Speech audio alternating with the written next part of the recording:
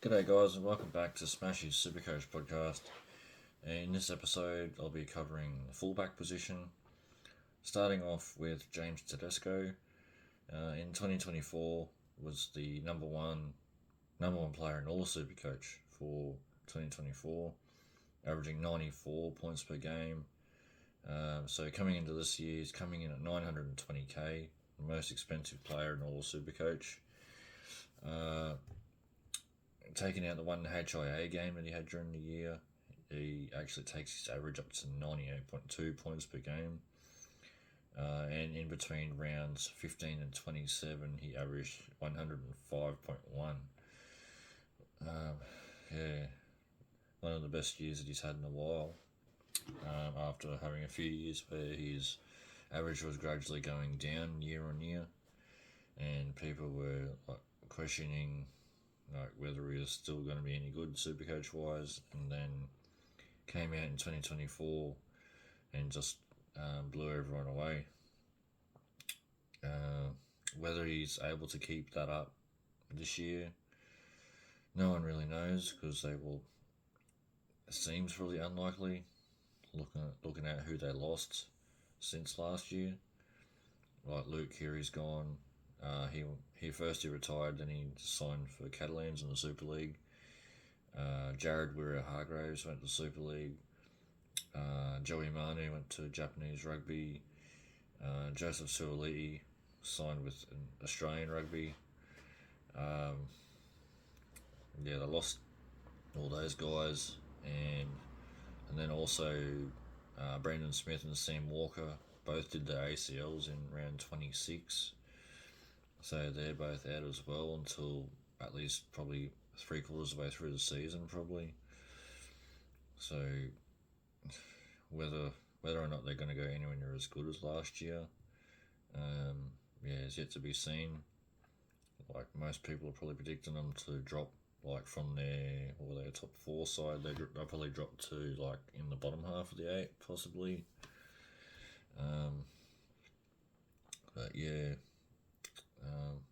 probably a bit, for me, probably a bit too expensive. But I mean, if you can balance your team out to still be able to get Tedesco in to start the year, then I wouldn't push back on it. But for me, he's probably a bit too expensive to start the year. But I think he'll definitely be relevant throughout the year at some point. I think the Roosters, potentially through the Origin series around the buys and that, with the Roosters playing pretty sure they play all the buys through that part of the year. I think Teddy be pretty relevant, especially at that stage. That'll be when I'm looking to get him in. If I do end up getting him in my team, that'll be probably when I look at it. Tommy Turbo, next on the list. He averaged 89.4 in 2024. He played 18 games, which is pretty good for him, especially over the last several years. 18 games, I think, is probably the most games actually played in the season, even though he did miss games with injuries. Currently 31% owned, which, I don't know, I think he should probably be more highly owned, especially with Manly's early run in the start of the year. I think I've mentioned it numerous times already. Manly's run, how they've got 5 of their first 7 games at Brookie to start the year. The only real tough game amongst that run is against Melbourne. Even then, looking back at the last year or two, they've still scored pretty well against Melbourne. But then they've got a couple of toughish games after that first 7 games. And then, at the back end of the year, they got a pretty good run as well, where usually Turbo goes really well at the back end of the year. So having that good run at the back end of the year, having that good run at the back end of the year will be good as well to have Turbo. And looking back at last year, from rounds 18 to 26, he averaged 104 points per game. So it's definitely a good pick to start off with. Probably as long as he doesn't get injured, I think he'll be definitely like someone that you can hold for the entire season. Latrell Mitchell's next on the list. He averaged 88.5. He's priced at 866k. He'll obviously be the goal kicker for the Rabbitohs. Fairly, he's fairly, excuse me, he's fairly fixture proof to a degree, but he's been known to be getting. He's missed a lot of games, particularly since while he's been at the Rabbitohs over the last probably. I forget how many years it's been, probably 4 years or so I think that he's been at the Rabbitohs for. He's missed a lot of games with injuries or suspensions. So like he only played 11 games last year. But coming into this year, from everything that's been seen of him, he's looking the fittest he's ever been. So people are calling him Trill Fit. Because of how fit he's looking. He's never looked that good before. So he'll be right up there amongst the best fullbacks for the year. Obviously, him and Turbo would probably be the top two. Probably for the season. Well, he'll be amongst that top two, top three. I would think. I'm not going to be starting with him, just because I suppose after I did buy him into my team early last year, and he had a couple of good games to start the year, and then I bought him. And at that stage, I'd never owned Latrell ever. Before that point, I bought him, and then he went shit. So I thought, stuff you. I'm not gonna probably have you in my team ever again after that. But if he does end up going really well, to the point where I think, well, maybe I should get him this time and forget about the whole not ever having him in my team again. I may have to forget about that, or I might have to change my mind on that at some stage if he does end up going mad, going crazy at the start of the year, getting big scores. Although at the same time, Rabbitohs have probably not the best draw. They're starting off with 3 away games as well. Even though some of those teams are probably teams that were in the bottom half of the ladder as well, like the Rabbitohs were. But then again, they might not. Those other teams that they're playing against might not be as bad as last year either. So, but still, he's definitely a good option for anyone who wants to start with him anyway.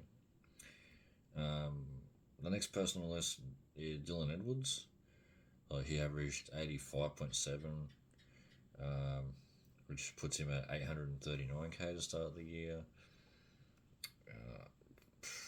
His average is probably a bit inflated, because his average was like 100 in games when Cleary wasn't in the side, which was quite a fair bit at the time. I'm pretty sure Nathan Cleary only played like 10 games last year. So Edwards averaged quite a bit less when Cleary was on the side, but then he was averaging closer to 100 when Cleary wasn't in the side. Probably obviously because he was goal kicking when Cleary wasn't in the side. And then obviously when Cleary's in the side, obviously Cleary's the goal kicker for the Panthers usually. So with Cleary in the side, he's definitely not someone that I'll go for. Especially not in the fullback position. The next guy is probably someone I'd go ahead of him with. Kalen Ponga. He averaged 80.7. He priced at 790k. The Knights, it's questionable whether or not they're going to go as good as they have the last couple of years when they've managed to scrape into the 8. But they got a pretty decent early draw, so Ponga could go absolutely nuts in those first few rounds. Go up a bit in his price, and could like go, and then you could trade him to someone like a Latrell or a Teddy or a Turbo, something like that. Yeah. So then the next one's Drinky, or Scott Drinkwater. Yeah, he averaged 78.7 last year, which put him at a 770k price. Currently 8% owned, which is probably understandable realistically because a lot of people have the Cowboys not going as well. Like I'm pretty sure they finished like 5th or 6th last year. Yeah, losing Val Holmes to the Dragons. Kyle Felt went to Super League. And then they've got guys like Hylam Lukey out injured for the year. Other players out as well. And then they've got like guys in their forwards like Jordan McLean and Jason Tamalolo. Always battling through injuries on and off throughout the year. And don't know how they're going to go, but the plus thing probably for Drinkwater is that he's probably going to gain the goal kicking this year, which may add maybe a couple of points to his average that he had last year. It may add a few points to it maybe, but not totally sure on that really. Although, yeah, my first version of my team that I think I had Drinky in there. But then, yeah, over time since then I've had a bit of a rethink after going through looking at the draw and stuff like that, and like how I think the Cowboys possibly go. So yeah, he ended up being one of my first picks really to end up. Once I had a good look through the draw and that, I thought, maybe not. Reece Walsh is next on the list. He averaged 75.4 last year for the Broncos.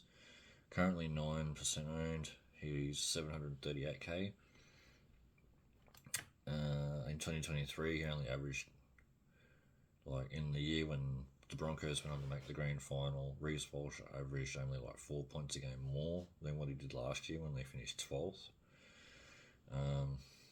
Tends to make a lot of errors, but then at the same time he can go for 70 minutes of the game and be on maybe 10 points, and then all of a sudden he can get a couple of try assists, a couple of tries, and then he's like on 120 or something like that at the end, or something ridiculous. But he's very reliant on attacking stats. His base is very low. It's like between 10 and 20 points a game, his base usually. So if he doesn't get, if any on a rare occasion, if he gets no attacking stats at all in a game, he'll only score like 20. But then in games where he goes bang bang bang and gets like a couple of tries, a couple of try assists, he'll get you a ton easily in those games. So whether or not he's maybe more consistent with Madge now as the coach of the Broncos, hopefully for the Broncos he gives them a tougher edge than what they've had in the past, and getting rid of that rock star kind of mentality that they've had. Because like they say, hard work beats talent if talent's not working hard. So next on the list I've got Keanu Kinney. Average 72.3, which ends up putting him at a 707k price to start the year. He's only 1% owned at this stage. That's probably that's most likely because of the round 1 bye that they've got. And then in games where he actually, in his 80-minute games that he played throughout the year, he averaged actually around 82 instead of 72. He had a few games, or a couple of games, where he only played a few minutes off the bench before he made the fullback spot his own. So he's potentially maybe a little bit underpriced. It makes him a big pod if people really want to start with him. He's a bit of a base. He's a base stat beast. Going by the stats anyway. Like he averages like for 80-minute games, he averages 50. He averages like 50 points in base, which is actually really impressive. I've only got a couple more fullbacks to talk about after him. The next one's Ryan Pappenhausen. He only averaged 63, which is pretty low for Pappy. He's 10% owned at this stage, and he's 616k. He's a good 200, nearly 300k cheaper than the. He is 300k cheaper than Teddy, and he's well over 200k or more cheaper than like your Turbos, Latrells. He's almost 200. He's just under 200k cheaper, cheaper than like Ponga. If he does go nuts early in the season, then he's potentially a good option to get in. Like if your Turbos, your Trolls, and the like, if they don't go too well in the opening couple of rounds, and Pappy if he goes big in round 1, and I suppose he's got a buy in round 2 as well, which is something to think about. But if he goes well in round 1 and then again in round 3 before his first price rise, then potentially could go down to him if whoever you have in your fullback positions. If one of them doesn't go well, you can always put Pappy in there and bank that extra cash and you can use it elsewhere. But not so much an option really if he's not goal kicking. If he picks up the goal kicking instead of Nick Meaney being the goal kicker, then the goal kicking 100% makes him an option. Especially with how much cheaper he is than the other guys I've spoken about earlier. And the last person I'm going to talk about is Isaiah Ayongi at the Eels. He played one game at the Panthers last year, got 47 in his debut game. So that's ended up putting him. Well, then they've obviously reduced him, because the 232k is roughly like a 25 average price. They've discounted him to that from only playing one game. He's a big work rate kind of fullback, so that 47 points is probably just about purely in base pretty much from that one game that he played at the Panthers. It could potentially make, I don't know, it'll be interesting to see the difference in how people's teams go this year. Like the 51% that's got him in their team at the moment, and the other 49% that don't have him. With like how people are going with like 2 fullbacks, and then also another 2 gun fullbacks, and they've also got a full gun fullback also in their flex position. Be interesting to see how they go compared to the people who have like a gun fullback and Ayongi as their other fullback, and then they've got a gun fullback as their flex, or if they've just got 2 gun fullbacks and then they've got Ayongi sitting in the flex. It'd be interesting to see the difference in how they go. So that's pretty much all the fullbacks. Well, all the main ones I'm going to talk about anyway. If you're liking these videos, remember to hit the thumbs up, and if you haven't already, subscribe to the channel. It'll just help it grow. And thanks for watching. I'll see you next time in Smashy's Supercoach podcast. See yous.